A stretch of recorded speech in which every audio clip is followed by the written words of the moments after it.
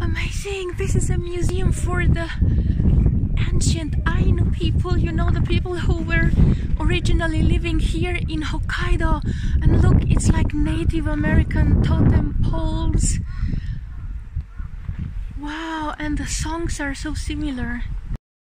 Hokkaido was not always Japanese. Actually, it was the land of the Ainu people. And their territories were stretching from the northern part of Japan to Russia's Sakhalin, Kamchatka, and Kuril Islands.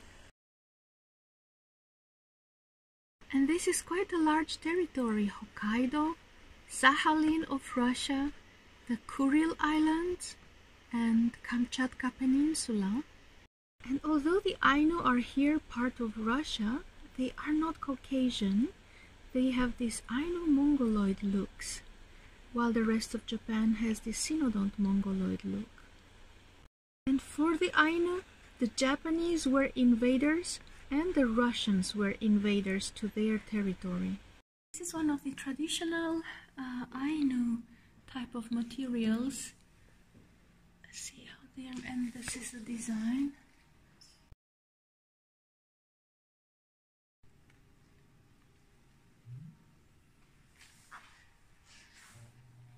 The Ainu hunted bear, fox, deer, raccoon, rabbit, and they hunted with arrows and poisonous spears.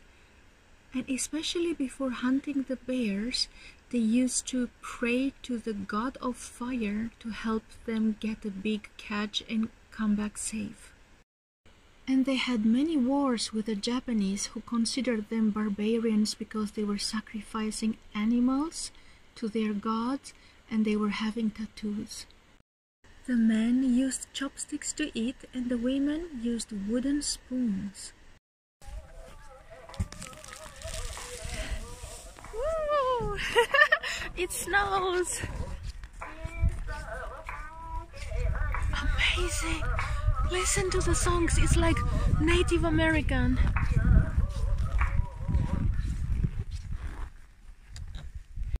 And this is how an Ainu house looked like, with a fireplace inside.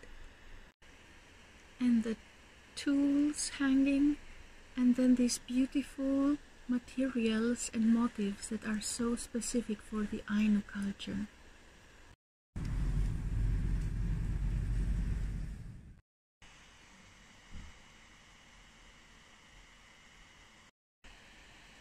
These garments are so beautiful, and really look at these dances.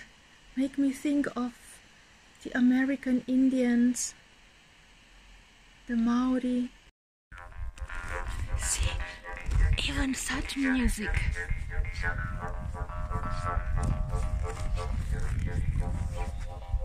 Wow, how cool. Here we can see them in front of a traditional Ainu house in a village which is called Ainu Kotan.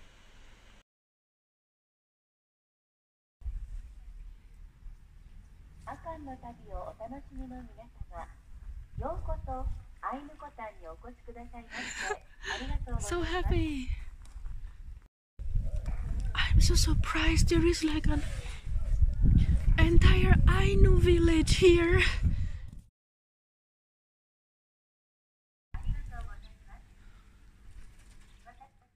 And here we have an example of an Ainu woman. She's holding a living little bear. And notice, she has this tattoo around her mouth and her hair is short above the shoulders. The tattoo was actually started when the girls were 12 or 13 years old. Started from the center and then little by little expanded. And when the girls were 15, 16 years old, they were considered ready for marriage, and at that time the tattoo should be finished. So once she has the tattoo ready, she can get married. And here in front of an Ainu house are the Ainu men with shoulder-length hair. They used to have long, thick beards because they stopped cutting their beards at some age, and their bodies were also covered in lots of hairs. Nowadays, there's less than 100 people who can speak the Ainu language. Wow, it looks, I don't know, so beautiful. And here are the cranes. See the two cranes.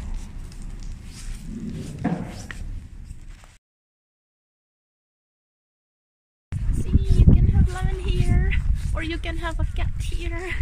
Na kitty.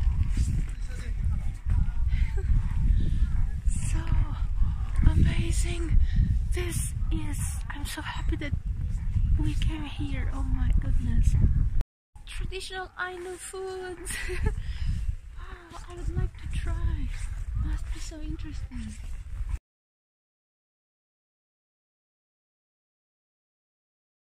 They had an interesting way of proposing. The man would go to the woman's house and eat half of the rice bowl and then pass it on to her. And if she eats the rest of the rice, it means that she accepts him as her husband. But if she puts the rice down, he is rejected.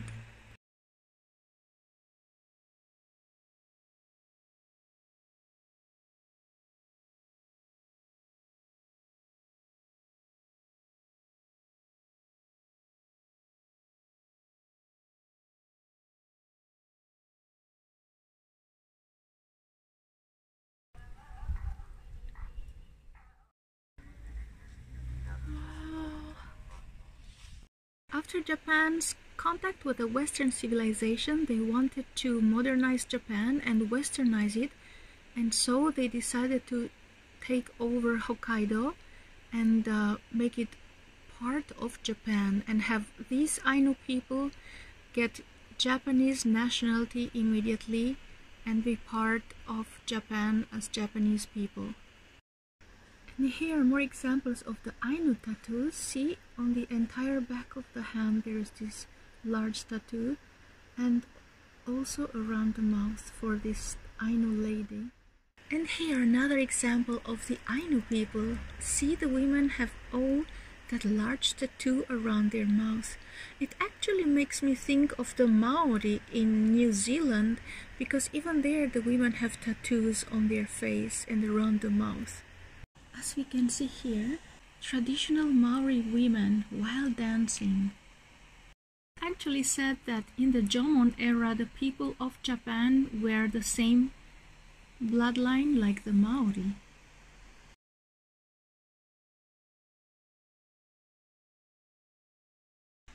And here at the Icor Theater you can actually see Ainu dances and performances. I really hope next time we are going to get to see them.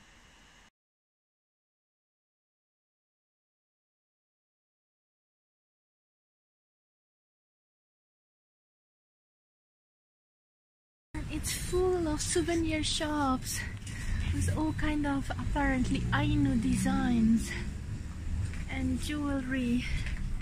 Wow, you can shop till you drop here.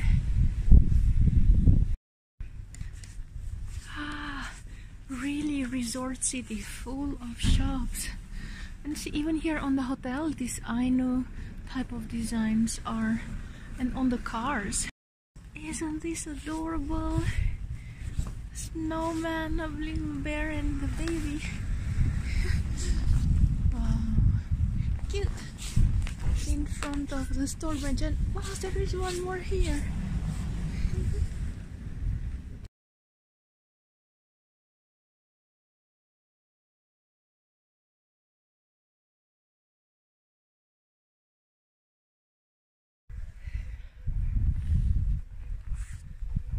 The light is so nice with those shadows on the ground and these ancient type of buildings.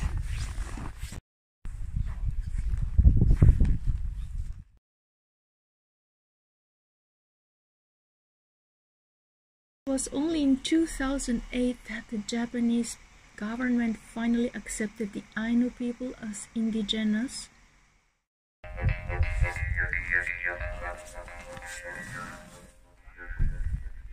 If you also want to visit the Ainu village, you will find it here on the border of Lake Akan.